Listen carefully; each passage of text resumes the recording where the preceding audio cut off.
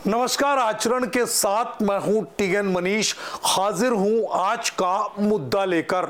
आज बात डॉक्टर बाबा साहेब अंबेडकर की, संविधान की, और इस बीच में ग्वालियर चंबल संभाग में मूर्ति को लेकर चल रहे विवाद के बीच राजनीतिक रोटी सेकने आ रहे नेताओं की।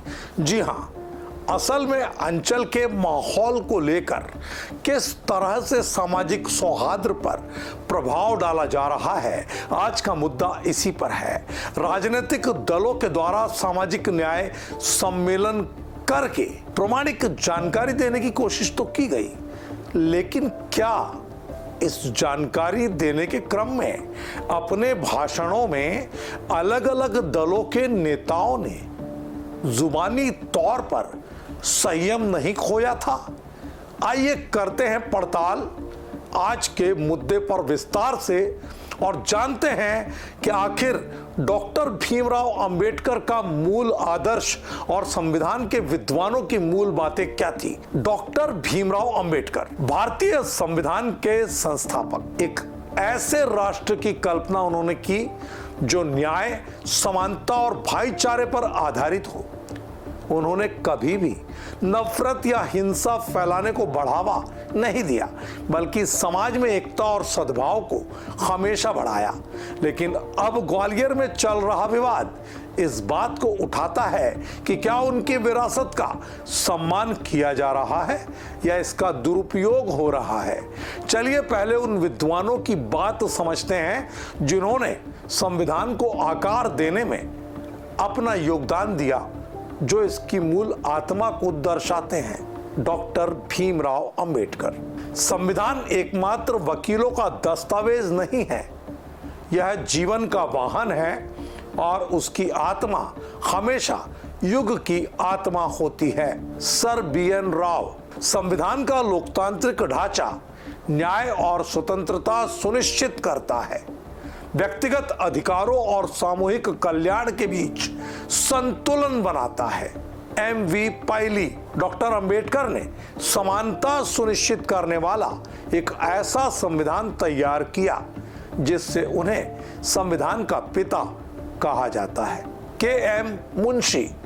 संविधान सामाजिक न्याय का प्रतीक है जो शोषित वर्गों के उत्थान के लिए कानूनी और नैतिक सुरक्षा प्रदान करता है। ये वक्तव्य हमें याद दिलाते हैं कि संविधान एक जीवित दस्तावेज है जिसका उद्देश्य सद्भावना बढ़ाना है, ना कि विभाजन करना। लेकिन हकीकत की जमीन पर ग्वालियर में क्या हो रहा है? डॉक्टर अंबेडकर की प्रतिमा और सामाजिक न्याय सम्मेलन पर दिए गए विवादित बयानों ने इस सद्भावना को खतरे में जरूर डाला है। क्या राजनीतिक दल अंबेडकर की विरासत का इस्तेमाल अपने एजेंडे के लिए कर रहे हैं? ग्वालियर उच्च न्यायालय परिसर में डॉक्टर भीमराव अंबेडकर की प्रतिमा लगाने का विवाद तेज हो गया है। कांग्रेस विधायक फूल सिंह बरैया और कांग्रेस अनुसूचित जाति मोर्चा के राष्ट्रीय अध्यक्ष राजेंद्र पाल गौतम ने सामाजिक न्याय सम्मेलन में विवादित बोल आगे बढ़ाए। बरैया ने RSS प्रमुख डॉक्टर मोहन भागवत पर निशाना साधते हुए कहा, क्या वो अपने माता पिता को बदल सकते हैं? अगर नहीं तो संविधान को कैसे बदल सकते हैं? उन्होंने ये भी कहा कि अगर बाबा साहब पर उंगली उठेगी तो लहू बहा देंगे। हाई कोर्ट के क्या लिख रहे हैं बाबा साहेब अम्बेडकर को? उस गाली का नाम नहीं पढ़ूंगा।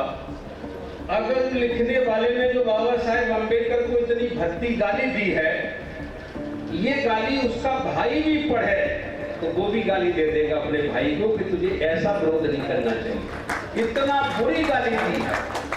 मैं कहना चाहता हूं कि RSS को शर्म आनी चाहिए कि विरोध करना है तो करिए, लेकिन बाबा साहेब अम्बेडकर को भद्दी भद्दी गालियां मत दीजिए।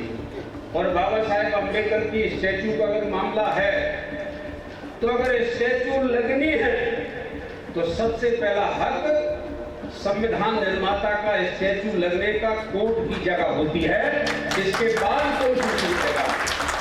वहीं राजेंद्र पाल गौतम ने उन लोगों की तुलना आतंकियों से की, जो जय श्री राम बोलते हुए अंबेडकर की प्रतिमा का विरोध कर रहे हैं। कहा कि वे भगवान राम का नाम बदनाम कर रहे हैं और नफरत फैला रहे हैं। केवल गाली देने से काम नहीं चलेगा।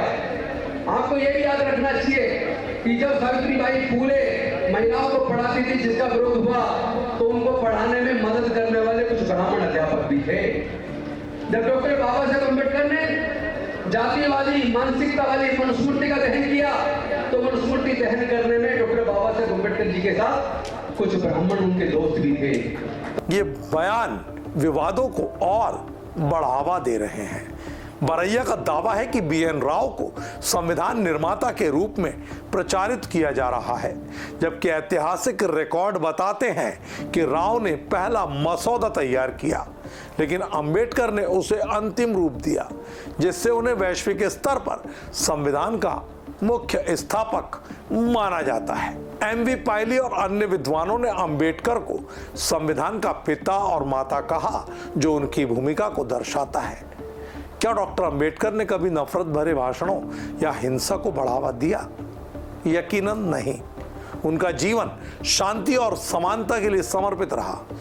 उन्होंने महाद सत्याग्रह जैसे आंदोलन का नेतृत्व किया, जो सार्वजनिक संसाधनों का समान तौर पर उपयोग सुनिश्चित करने के लिए था, ना कि हिंसा करने के लिए। उनकी लेखनी जैसे कांग्रेस और गांधी ने अछूतों के साथ क्या किया में उन्होंने विभाजनकारी नीतियों की आलोचना की, लेकिन हमेशा तर्कपूर्ण तरीके से। 1956 में बौद्ध धर्म अपनाना उनकी समानता और शांति की कॉल थी, जिससे लाखों लोगों को जातीय शोषण छोड़ने के लिए प्रेरणा मिली। दरअसल विधायक फूल सिंह बरैया की लहू बहा देंगे वाली टिप्पणी और गौतम की आतंकवादी तुलना अंबेडकर के संवाद और एकता के सिद्धांतों के एकदम विपरीत है। ऐसे में सामाजिक न्याय सम्मेलन के मंच से ये उम्मीद किसी ने भी नहीं की। ग्वालियर चंबल का इलाका, जो अपनी शांति के लिए जाना जाता है, अब सामाजिक असामंजस्य का खतरा मोल ले रहा है। प्रतिमा विवाद ने अंबेडकर के समर्थकों और उन लोगों को आमने सामने ला दिया है, जो कथित तौर पर BN राव को संविधान निर्माता बता रहे हैं, लेकिन इस कहानी में कोई ठोस सबूत नहीं है। यह एक राजनीतिक उपकरण लगता है। कांग्रेस ने इस विवाद को इस्तेमाल करके RSS और भाजपा पर अंबेडकर विरोधी होने का आरोप जड़ दिया, जबकि RSS प्रमुख मोहन भागवत ने खुलेआम अंबेडकर की प्रशंसा की है, उन्हें सामाजिक सद्भाव का प्रतीक बताया है। सामाजिक न्याय सम्मेलन क्या सामाजिक न्याय के लिए वास्तव में समानता के लिए था, या राजनीतिक लाभ का मंच बनाकर रख दिया गया? कांग्रेस का अंबेडकर के साथ इतिहास जटिल है। नेताओं जैसे योगी आदित्यनाथ ने कांग्रेस पर अंबेडकर की विरासत को कमजोर करने का आरोप लगाया है।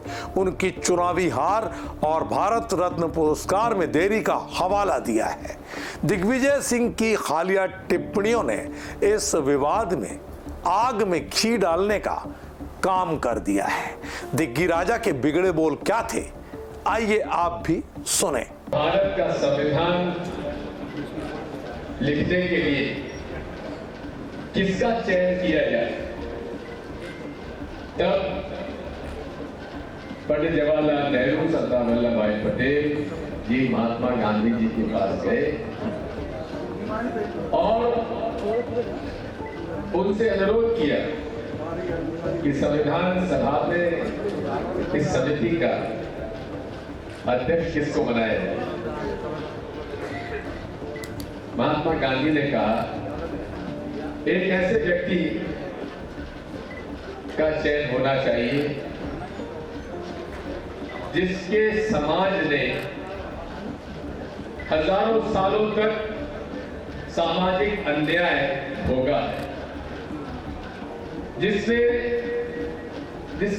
समाज ने, जिसके परिवार ने गरीबी देखी है, जो स्वयं के पैरों पर खड़ा होकर उसने शिक्षा ग्रहण की है, जिसने कानून को पढ़ा है, समझा है और जो निर्भीक है, अपनी बात कहने से डरता नहीं हो, ऐसे व्यक्ति को चुना जाए। तब तीनों के मन में एक ही नाम आया, वो था बाबा साहब अम्बेडकर। पूर्व मुख्यमंत्री दिग्विजय सिंह ने एक भाजपा प्रशिक्षण शिविर पर चुटकी ली। कहा, ये कैसे खाओ और कैसे खिलाओ सिखाता है।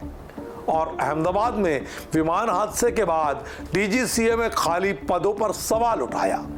अधिक चौंकाने वाली बात यह है कि उन्होंने कांग्रेस में कान फूंकने वालों का बयान देकर एक बार फिर असंतोष फैलाने वाली बात को बल दिया और कहा कि वे पार्टी की विचारधारा के लिए अपनी आखिरी सांस तक लड़ते रहेंगे। लेकिन दिग्विजय के बिगड़े बोल कांग्रेस के लिए कितना लाभ पहुंचाएंगे, ये तो आपको ही तय करना होगा। दिग्विजय का ये बयान कांग्रेस की आंतरिक फूट को दर्शा रहा है, जिसमें सिंह खुद को गुटबाजी से दूर रखने की बात कर रहे हैं। यह आंतरिक फूट को इंगित करता है, जिसमें सिंह खुद को गुटबाजी से दूर रखते हैं, जबकि अप्रत्यक्ष रूप से अपने ही सहयोगियों बरैया और गौतम पर निशाना भी साध रहे थे। डॉक्टर अंबेडकर की विरासत लहू खून या विरोधियों को आतंकवादी कहने के बारे में नहीं है। ये एक ऐसे समाज के बारे में है जहां गरिमा और समानता सर्वोपरि है। ग्वालियर में अंबेडकर प्रतिमा विवाद और सामाजिक न्याय सम्मेलन का तमाम भाषण राजनीतिक अवसरवाद को खुलकर सामने रखने के लिए जाना जाएगा। अंबेडकर के आदर्शों के लिए नहीं, संविधान की आत्मा को संरक्षित करने के लिए नेताओं को विभाजनकारी भाषण से ऊपर उठकर समुदायों को एकजुट करने पर ध्यान देना चाहिए। ग्वालियर की शांत फिजा में सियासी इच्छाओं की पूर्ति के लिए किसी भी तरह का माहौल खराब करना क्या वाकई राजनीतिक दलों की मंशा पर सवाल नहीं उठा रहा है? ऐसे में यह तय है कि असली अंबेडकरवादियों को प्रतिमा विवाद के बारे में न्यायालयीन प्रशासन की तरफ से चल रही कार्रवाई पर पूरा भरोसा करना चाहिए, क्योंकि हमारे लोकतंत्र का मजबूत स्तंभ न्यायपालिका है, जो समय समय पर कार्यपालिका को उसके कर्तव्य और अधिकार याद दिलाते रहता है। आज के मुद्दे में इतना ही। नमस्कार। देश दुनिया की सभी खबरें देखने के लिए जुड़े रहिए आचरण न्यूज से। आचरण न्यूज, हर कदम आपके साथ।